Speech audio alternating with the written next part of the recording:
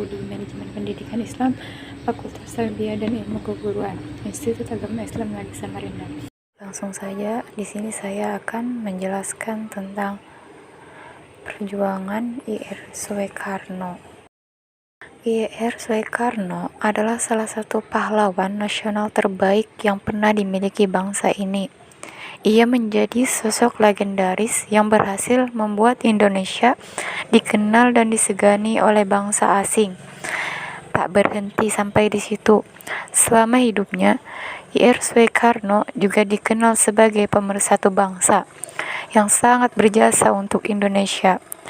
Ia bahkan dijuluki sebagai Bapak Proklamator yang memiliki peran penting dalam kemerdekaan. Meski raganya telah tiada, penting bagi kita mengenal sosok Soekarno, sang Bapak Proklamator.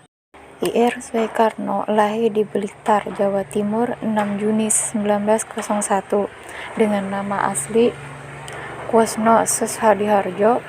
Ayahnya yang bernama Raden Swekami Sushadiharjo dan ibunya bernama Ida Ayu Nyoman Rai yang berasal dari Buleleng, Bali.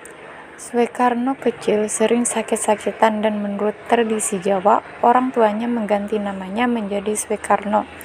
Di usianya yang ke-14 tahun, Soekarno bersekolah di Hager Burger School (HBS) Surabaya, dan beliau tinggal bersama teman ayahnya yang bernama Wemar Syahid Tajekroaminoto.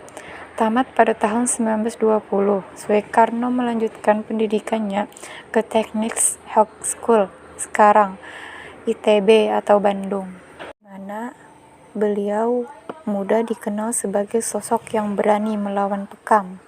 Pernah ia menggunakan bahasa Jawa ngoko atau kasar dalam pidatonya saat rapat Pelono tahunan yang diadakan Jongzep cabang Surabaya.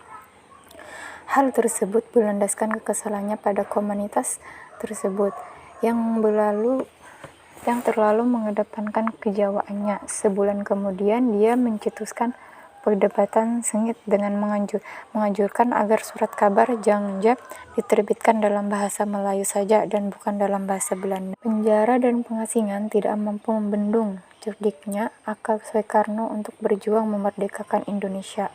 Satu cerita, Bung Karno pernah menggunakan telur sebagai media untuk mengetahui kabar teman seperjuangannya.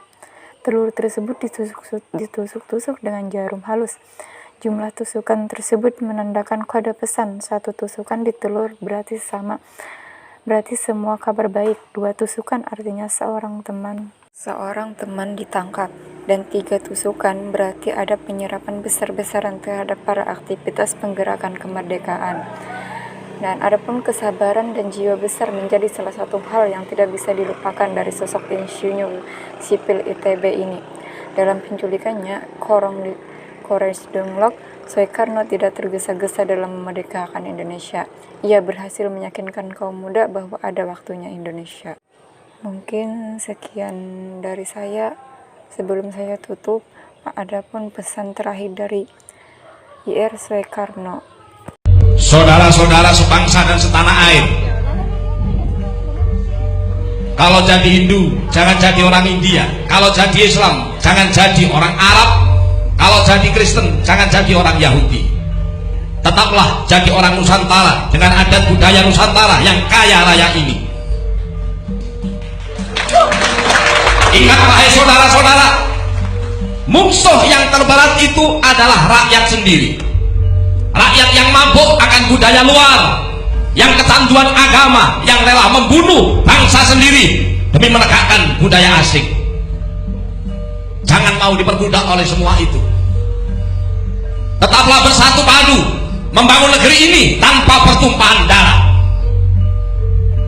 Hai anakku, simpan segala yang kau tahu.